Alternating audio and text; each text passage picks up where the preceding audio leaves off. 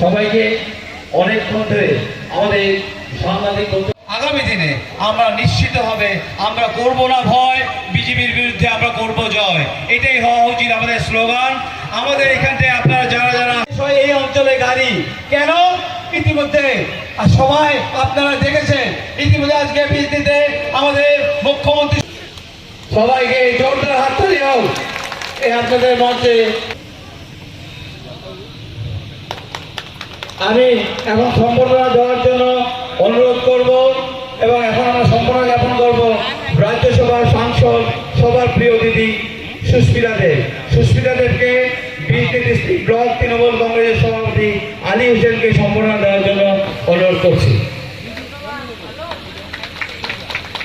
আমি এখন সম্বর্ধনা দেওয়ার জন্য অনুরোধ করব আমাদের কামরূপ মেট্রো জেলার আমাদের সভাপতি, তাকে হাত দাঁড়িয়ে সবাইকে সম্বর্ধনা দেওয়ার জন্য অনুরোধ করছি। আমার সাংসদ সুস্মিতা দেব মহাশয়া আৰু আমাৰ প্ৰাৰ্থী কোকৰাঝাৰ লোকসভা সমষ্টিৰ গৌৰী শংকৰ শৰণীয়া, ইয়াৰ জিলা সভাপতি অনিৰ্বাণ চেত্ৰীৰ ভৱিষ্যত, অসমবাসীৰ ভৱিষ্যত সেই সিদ্ধান্তটোৱে নিৰূপণ কৰিব। গতিকে এই সিদ্ধান্ত অতি গুৰুত্বপূৰ্ণ সিদ্ধান্ত। আপোনালোকে আমি সবেই 2014 চনত আমি যি ভুল কৰিলোঁ, বিজেপিক চৰকাৰৰ দায়িত্ব দি, আৰু আমি 16 চনত অসমত বিজেপি চৰকাৰ পাতি 19 চনত আকৌ নৰেন্দ্ৰ মোদীক প্ৰধানমন্ত্ৰী পাতি আৰু 21 চনত আমি হিমন্ত বিশ্বক আকৌ মুখ্যমন্ত্ৰী পাতি আমি যি ভুল কৰিলোঁ, সেই ভুলৰ আজি আমি তাৰ কাৰণে আমি শাস্তি ভুগিছোঁ। আপোনালোকে জানে যে আজি আমি বিভিন্ন ধৰণে আমি শাস্তি পাইছোঁ। আমাৰ ইয়াত মহিলাসকল আছে, আজি তেখেতসকলে পাকঘৰ চলায়। বয় বস্তুৰ যি ধৰণৰ আকাশলংঘী মূল্য বৃদ্ধি হৈছে, আজি দুখীয়া মানুহ চলিব পৰা নাই। আপোনালোকে জানে যে দুখীয়া মানুহে এসাঁজ খাইছে, এসাঁজ নাই পোৱা। সেইবিলাকৰ আজি ইয়াত কি কৰা হৈছে, আজি বঞ্চনা কৰা হৈছে, প্ৰতাৰিত কৰা হৈছে, তেওঁলোকে পাবলগীয়া অধিকাৰ পোৱা নাই। বিজেপিয়ে এতিয়া জিকি আছে, ৰাইজে কোনো ৰাইজৰ মৌলিক অধিকাৰ পোৱা নাই, সম অধিকাৰ পোৱা নাই, সমধিকাৰ পোৱা নাই, মাটি অধিকাৰ পোৱা নাই। ৰাইজৰ ওপৰত বিভিন্ন নিৰ্যাতন, আৰু সেইকাৰণে ৰাইজে সিদ্ধান্ত লৈছে যে আমাক নতুন বিকল্প লাগে, আৰু নতুন বিকল্প কৰিছে তৃণমূল।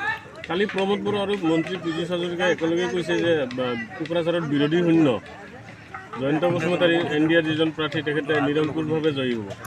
বিৰোধী শূন্য যদি ইমান কিয় আহিছে? মুখ্যমন্ত্ৰী ইখনৰ পিছত সিখন নিদিয়ে।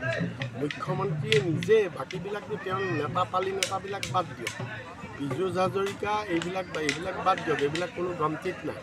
মুখ্যমন্ত্ৰীয়ে নিজে দেখোন ইখনৰ পিছত সিখন মিটিং কৰি তেওঁ ধাৰণি পোৱা নাই। যদি বিৰোধী শূন্য আজি আমাৰ ইয়াত মিটিং এই এলেকাৰ পৰা প্ৰত্যেক ঘৰত 500 টকা দি 5টা বজাৰ মিটিঙলৈ এতিয়াই মানুহ কিয় নিছে? মিটিং আছে 5টাত, এতিয়াই মানুহ ঘৰলৈ কিয় লৈ গৈছে? যদি বিৰোধী শূন্য, তেওঁলোকে এতিয়া এই ৰাতি অৰুণোদয় ফৰ্ম ঘৰে ঘৰে কিয় বিলাই আছে? এতিয়া অৰুণোদয় দিব পাৰে নেকি?